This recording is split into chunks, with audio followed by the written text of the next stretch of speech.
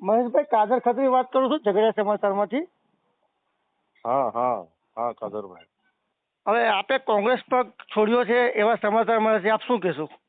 હા, એટલે અમને ઘણી અપેક્ષા કોંગ્રેસ પાર્ટી પર હતી કે જે રાહુલ ગાંધીજી લડતા હતા દેશમાં આરએસએસ ની સામે અને સંવિધાન બચાવવા માટેનું, અને એમને ગરીબોની વાત કરી, આદિવાસી સમાજને જેમણે કીધું કે બીજેપી વનવાસી કહે છે તો તમે આદિવાસી કેમ નથી, તમે મૂળ માલિક છો.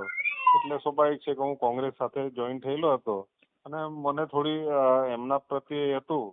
પણ ત્યાર પછી હું કોંગ્રેસમાં ગયા પછી મને ખબર પડી કે જ્યારે તાલુકા, જિલ્લા, નગરપાલિકાની ચૂંટણીઓ આવી ને એની અંદર જે ટિકિટો વેચવાની અંદર જે સ્ટેટ લેવલે જે કૌભાંડો થયા છે એમાં આપ તમે જોઈ લો કે કોંગ્રેસના જ કેટલાક દિગ્ગજ નેતાઓએ એમની પર આક્ષેપો કર્યા છે.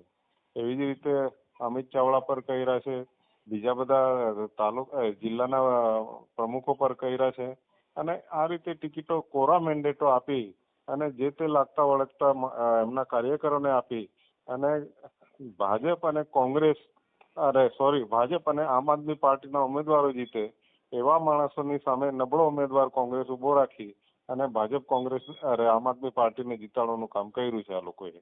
એટલે મેં જોયું ભરૂચ જિલ્લાની અંદર પણ મેં મારા રાજીનામા લેટરની અંદર લખ્યું છે કે રાજેન્દ્રસિંહ રાણા એમણે જે રીતે મેન્ડેટો આપ્યા છે અહીં ગાડી બધી તાલુકાઓમાં, જિલ્લાની અંદર, એમાં નેત્રંગનો મેં ઉલ્લેખ કર્યો છે, શેરખાન પઠાણનો.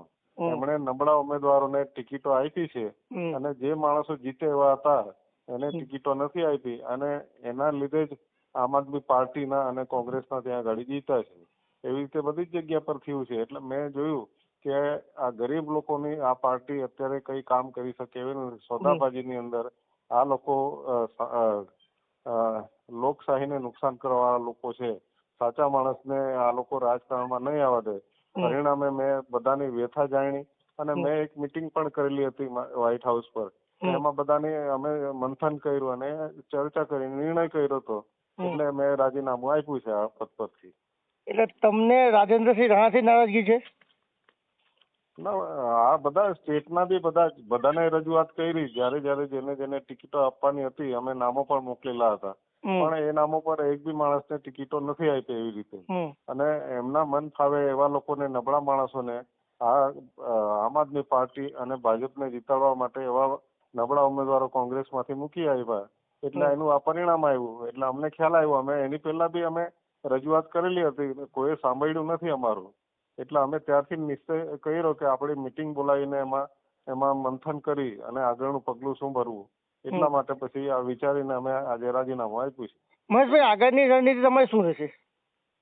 બસ આગળની રણનીતિ તો અમે જે છોટુભાઈ વસાવા સાહેબ જે સમાજ માટે લડ્યા છે, એસસી, એસટી, ઓબીસી સમાજ, આદિવાસી સમાજ માટે, એમની જે રણનીતિ છે એ રણનીતિને આગળ ધપાવીશું અમે.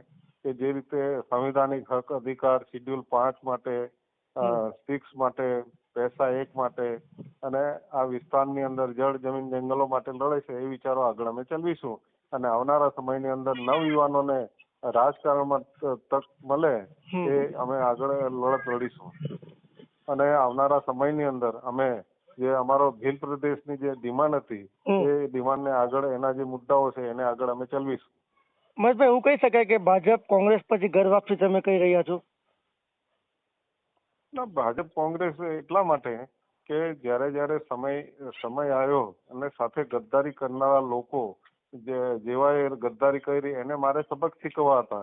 પરિણામે મારે આ બે પાર્ટીઓ બદલવી પડે. પણ આની અંદર પણ મને થોડું એ હતું કે ચાલો આમાં કઈ લોકોનું ભલું થાય એવું હતું. પણ પછી આખરે એનો એ જ કે સરવાળે હિસાબ એ જ આવ્યો કે આ જે મૂડીવાદી પાર્ટીઓ, બ્રાહ્મણવાદી પાર્ટીઓ બધી એક જ છે. એટલે અમે પાછા ફરી અમારા ઘર વાપસીમાં આવ્યા. કે આભાર મહેશભાઈ તમારો વાત કરવા બદલ.